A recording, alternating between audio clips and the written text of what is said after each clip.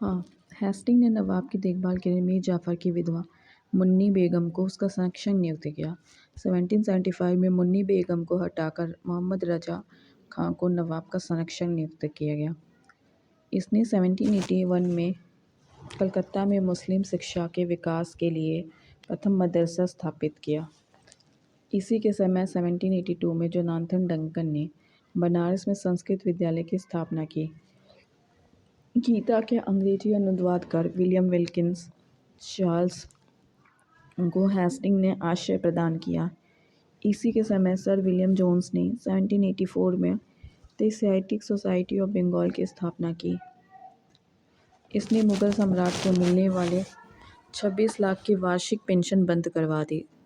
इसी के समय 1780 में भारत का पहला समाचार पत्र द बंगाल गज़ट का प्रकाशन जेम्स अगस्त हिक्की ने किया था।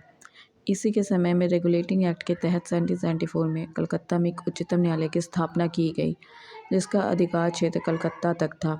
कलकत्ता के बाहर तक का मुकदमा तभी सुना जाता जब दोनों पक्ष सहमत होते थे। इस न्यायालय में अंग्रेजी कानून लागू होता था। इसका मुख्य न्यायाधीश एलिजा इम्पे था, जिसे 1782 में इस्तीफा देना पड़ा। हेस्टिंग ने बंगाली ब्राह्मण नंद कुमार को झूठा आरोप लगाकर न्यायालय से फांसी की सजा दिलवा दी। प्रथम एंग्लो मराठा युद्ध 1775 से 82, द्वितीय एंग्लो मैसूर युद्ध 1780 से 84 वॉरेन हेस्टिंग के साथ में ही लड़े गए। प्रथम एंग्लो मराठा युद्ध सालभाई की संधि से 1782 में, द्वितीय एंग्लो मैसूर युद्ध मंगलोर की संधि के द्वारा समाप्त हुआ। Pitt's India Act 1784 Warren Hastings के समय ही पारित हुआ। इसी के कारण में बोर्ड ऑफ रेवेन्यू की स्थापना हुई। हेस्टिंग ने संपूर्ण लगान के हिसाब की देखभाल के लिए एक भारतीय अधिकारी राय रायन की नियुक्ति की। इस पद को प्राप्त करने वाला प्रथम भारतीय दुर्लभ राय का पुत्र राजवल्लभ था।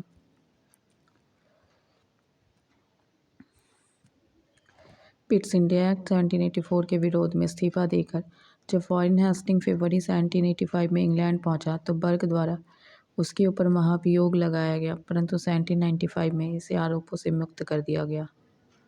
1786 में हेस्टिंग के जाने के पश्चात लगान परिषद का पुनर्गठन किया गया। एक नवीन अधिकारी मुख्य सारिस्तादार की नियुक्ति की गई, जिसका कार्य सभी कानूनों के कागजों की देखभाल करना था। इस पद पर प्रथम नियुक्त जेम्स ग्रांट की हुई। शिक्षा प्रकोष्ठ की नीति वॉरेन हेस्टिंग से संबंधित है।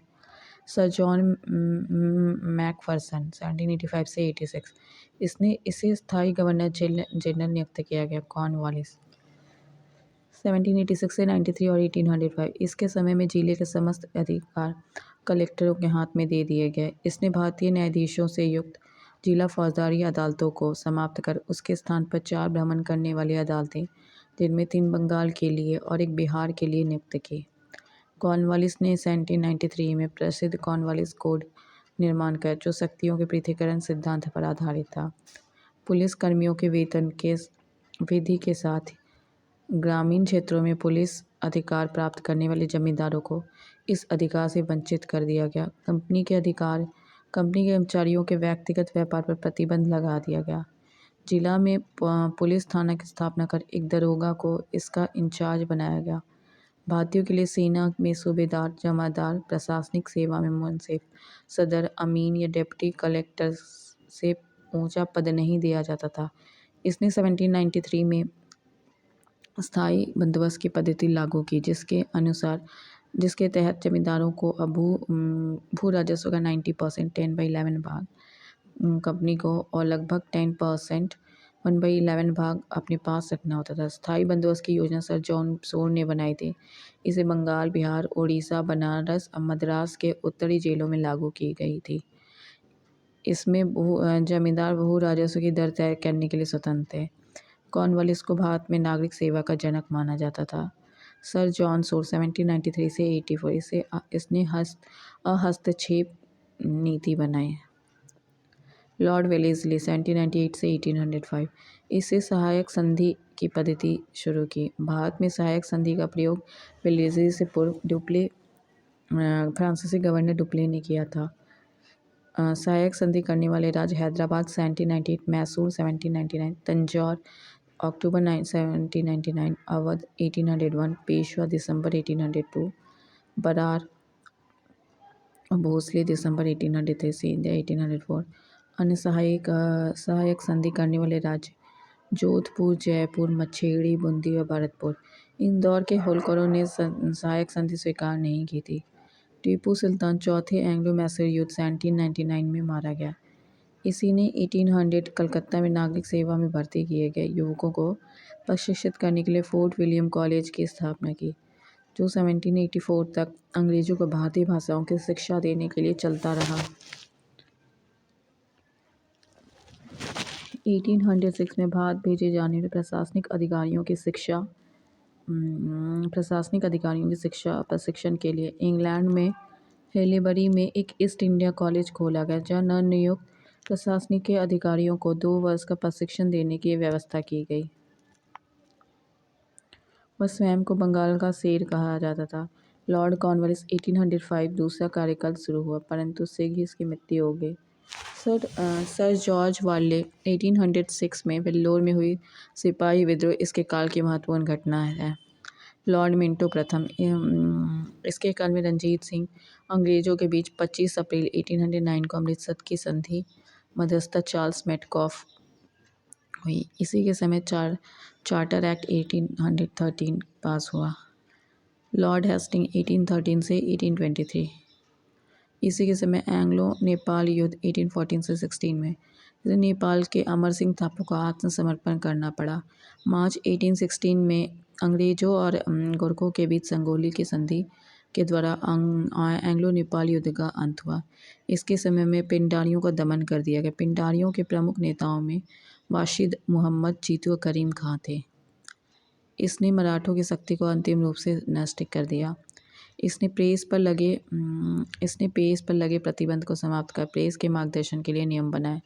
इसी के समय 1822 ईस्वी टेनेंसी एक्ट या काश्तकारी अधिनियम लागू किया गया।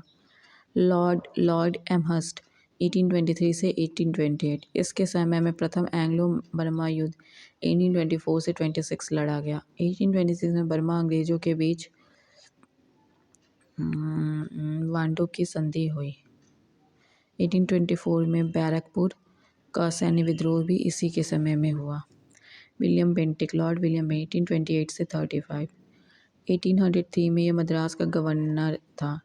इसी के समय में 1806 में माथे पर जातीय चिन्ह न लगाने, कानों पर बालियां न पहनने देने पर वेल्लोर के सैनिकों ने विद्रोह कर दिया। 1833 के चार्टर एक्ट द्वारा बंगाल के गवर्नर को भारत का गवर्नर जनरल बना दिया गया। इस पर भारत का पहला governor general Lord William Bentinck हुआ। बंगाल का प्रथम गवर्नर वारेन हेस्टिंग था। राजा राम मोहन रॉय के सहयोग से बेंटिक ने 1829 में सती प्रथा को समाप्त किया। बेंटिक ने इस प्रथा के खिलाफ कानून बनाकर 1829 में धारा 17 के द्वारा विधवाओं को सती होने को अवैध घोषित कर दिया। अकबर और मराठा पेशवाओं ने भी सती प्रथा पर रोक लगाने का प्रयास किया। बेंटिक ने कर्नल स्लीमैन की अध्यक्षता से 1830 तक ठगी प्रथा को समाप्त कर दिया। ठग काली देवी की पूजा करते थे। 1835 में बेंटिक ने कलकत्ता मेडिकल कॉलेज की स्थापना की। इसी के समय मैकाले की अनुशंसा पे अंग्रेजों शिक्षा का माध्यम बनाया गया। मैकाले द्वारा कानून का वर्गीकरण भी किया गया। बेंटिक ने 1831 में मुंबई और 1834 में कोरगढ़ मध्यकोच को हड़प लिया। इसने भारतीयों को उत्तरदायी पदों पर नियुक्त किया। इसके समय में भारतीयों का प्रदान किया गया उच्चतम पद सदर अमीन का था, जिससे 700 प्रति माह तनख्वाह मिलती थी। इसके समय कंपनी के 1833 के चार्टर एक्ट द्वारा यह निश्चित किया गया कि धर्म, जाति, रंग या जन्म के आधार पर किए गए व्यक्ति को कंपनी की सेवा में प्रवेश करने से नहीं रोका जाएगा। इसने शिशु बालिका की हत्या का भी प्रतिबंध लगा दिया गया। चार्ल्स मेटकॉफ इसने अपने एक वर्ष के 1835 से 36 इसने अपने एक वर्ष के कार्यकाल में प्रेस से नियंत्रण हटाया, इसलिए इसे भारतीय कांग्रेस का मुक्तिदाता कहा जाता है। लॉर्ड ऑकलैंड 1836 से 1842। इसके समय की सबसे महत्वपूर्ण घटना प्रथम एंग्लो अफगान युद्ध था। 1839 में इसने मुंबई से कलकत्ता दिल्ली तक ग्रैंड ट्रंक रोड का मरम्मत करवाया। इसी के समय में भारतीय विद्यार्थियों को डॉक्टरी की शिक्षा हेतु विदेश जाने की अनुमति ब्रिटिश संसद ने प्रदान की। लॉर्ड एलिनबरो प्रथम 1842-44। प्रथम एंग्लो अफगान युद्ध समाप्त हुआ। सिंध को अगस्त 1843 में पूर्ण रूप से ब्रिटिश साम्राज्य में मिला लिया। सिंध विजय के विषय में नेपियर का कथन था कि वह अफगानी तूफान की पूछ थी। दास प्रथा के उन्मूलन इसी के समय में हुआ 1843 के एक्ट 5 के द्वारा। रविवार की छुट्टी की शुरुआत 1843 से हुई। Lord Hardinge 1844-1848। इसके काल की सबसे महत्वपूर्ण घटना थी प्रथम एंग्लो सिख युद्ध 1845 से 46। इसमें अंग्रेजी विजयी हुए। इसने नरबली प्रथा पर प्रतिबंध लगाया। लॉर्ड डलहौजी 1848-56। द्वितीय एंग्लो सिख युद्ध 1848-49। पंजाब का ब्रिटिश प्रशासन में विलय 29 मार्च 1849। जगत प्रसिद्ध सिख राज्य का प्रसिद्ध कोहिनूर हीरा महारानी विक्टोरिया को भेज दिया गया। द्वितीय एंग्लो सिख युद्ध के दौरान 3 बड़े युद्ध लड़े गए। प्रथम रामनगर का युद्ध 16 नवंबर 1848 अनिर्णित। दूसरा चिलियावाला का युद्ध 13 जनवरी 1849 अनिर्णित। तीसरा युद्ध गुजरात चेनाब नदी के किनारे नामक स्थान पर 12 मार्च 1849 को हुआ, जिसमें सिख बुरी तरह से पराजित हुए। तृतीय एंग्लो बर्मा युद्ध और 1859 में लोअर बर्मा और पिग्यू को अंग्रेजी राज में मिला लिया गया। डलहौजी ने सिक्किम पर 2 अंग्रेजी डॉक्टरों के साथ दुर्व्यवहार का आरोप लगाकर सन 1850 में उस पर अधिकार कर लिया। 1852 में एक इनाम कमीशन की स्थापना की। इसका उद्देश्य भूमिगत रहित जागीरों का पता करके उससे छीनना था। डलहौजी का शासनकाल उसके व्याप्त के सन डॉक्ट्रिन ऑफ लैप्स के कारण अधिक याद किया जाता है। इस नीति के तहत अंग्रेजी साम्राज्य में विलय के राज्य सर्वप्रथम सतारा 1848 में, जेतपुर बुंदेलखंड में, संभलपुर उड़ीसा 1849 में, बगाट हिमाचल प्रदेश 1850 में, उदयपुर मध्य प्रदेश 1852 में, झांसी 1853 में, नागपुर 1854 में।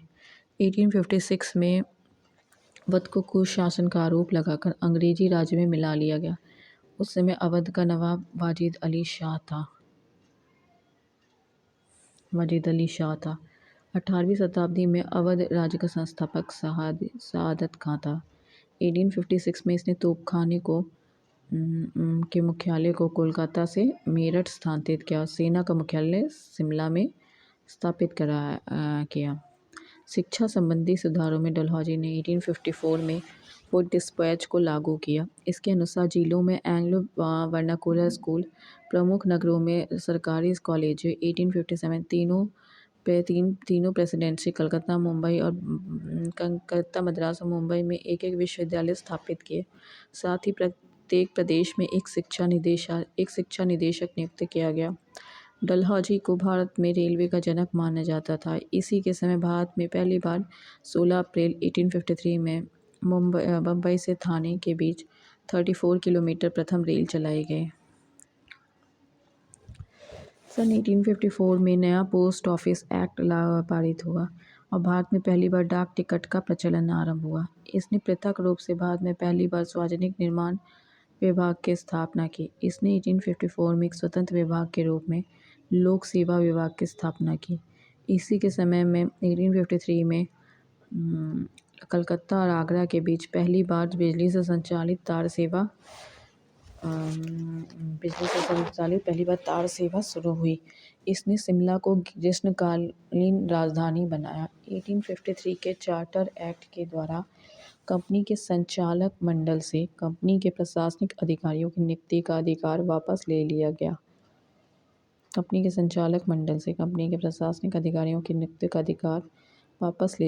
1853 से हो रही अधिकारियों की नियुक्ति के लिए प्रतियोगिता परीक्षा की व्यवस्था की गई। उसके लिए उम्र सीमा 18 से 23 वर्ष रखी गई। सत्येंद्रनाथ टैगोर पहले भारतीय थे जिन्होंने 1863 में लंदन में हुई सिविल सेवा परीक्षा में सफलता प्राप्त की। 1992 में इलाहाबाद और लंदन दोनों स्थानों पर साथ साथ सिविल सेवा परीक्षा का आयोजन किया जाने लगा। डलहौजी ने नर बलि प्रथा को रोकने का भी प्रयास किया। लॉर्ड कैनिंग 1856 से 62 ये भारत में कंपनी द्वारा नियुक्त अंतिम गवर्नर जनरल और ब्रिटिश संसद के अधीन नियुक्त भारत का प्रथम वायसराय था। लॉर्ड कैनिंग 1856 से 62 यह भारत में कंपनी द्वारा नियुक्त अंतिम गवर्नर ब्रिटिश सम्राट के अधीन भारत का प्रथम वायसराय था। इसके समय सबसे महत्वपूर्ण घटना थी 1857 का ऐतिहासिक विद्रोह। इसी विद्रोह के बाद प्रशासनिक सुधार के अंतर्गत भारत का शासन कंपनी के हाथों से सीधे ब्रिटिश सरकार के नियंत्रण में ले लिया गया। कैनिंग के समय 1861 में उच्च न्यायालय अधिनियम बनाया गया, जिसके अनुसार पुरानी सुप्रीम कोर्ट और सदर अदालतों को समाप्त कर दिया गया और कलकत्ता, मद्रास, मुंबई में एक एक उच्च न्यायालय की स्थापना की गई। 1866 में आगरा में एक उच्च न्यायालय की स्थापना की गई, जिसे 1875 में इलाहाबाद स्थानांतरित कर दिया गया। कैनिंग के समय में 1856 में विधवा पुनर्विवाह अधिनियम स्वतंत्र रूप से लागू हुआ। भारत में पहला कानूनी विधवा विवाह कलकत्ता 7 दिसंबर 1856 को ईश्वर चंद्र विद्यासागर की प्रेरणा और देखरेख में संपन्न हुई। 1856 में पैतृक संपत्ति से संबंधित जो कानून बनाया गया, उसके अनुसार यह निश्चित किया कि धर्म परिवर्तन करने पर किसी व्यक्ति को उसकी पैतृक संपत्ति से वंचित नहीं किया जाएगा। 1857 में कैनिंग के समय महालेखा परीक्षा पद सृजन किया गया, जो स्वतंत्रता के बाद नियंत्रक का महालेखा परीक्षक कहलाया। भारत शासन अधिनियम 1858 के तहत मुगल सम्राट के पद को समाप्त कर दिया गया। मैकाले द्वारा प्रारूपित दंड संहिता को 1858 में कानून बना दिया गया और 1859 में अपराध विधान संहिता लागू की गई। व्यापक सिद्धांत लॉकिंग ऑफ लैप्स यानी राज्य विलय की नीति को समाप्त कर दिया गया। 1861 में इंडियन काउंसिल एक्ट पारित हुआ तथा पोर्टफोलियो प्रणाली लागू की गई। लॉर्ड एल्गिन 1862 से 63 इसने वहाबी आंदोलन का दमन किया। 1863 में धर्मशाला हिमाचल प्रदेश में इसकी मृत्यु हो गई। लॉर्ड लॉरेंस 1864 से 69 1865 में भूटान ने ब्रिटिश साम्राज्य पर आक्रमण किया। अफगानिस्तान के संबंध में हस्तक्षेप की नीति अपनाई, जिसे शानदार निष्क्रियता के नाम से जाना जाता है। इसी के समय उड़ीसा में 1866 में और बुंदेलखंड और राजपूताना में 1868 to 69 में भीषण अकाल पड़ा। इसने हेनरी कैंपबेल के नेतृत्व में एक अकाल आयोग की गठन किया। सन 1865 में के द्वारा भारत और यूरोप के बीच प्रथम समुद्री टेलीग्राफ सेवा शुरू किया गया। किसके काल में? तो लॉरेंस के काल में।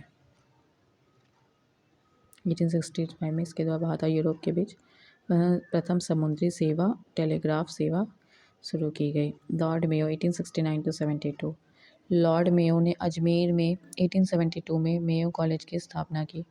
इसने सन 1872 में कृषि विभाग की स्थापना की। एक अफगान शेर अली अफरीदी ने 8 फरवरी 1872 में चाकू मारकर इसकी हत्या कर दी।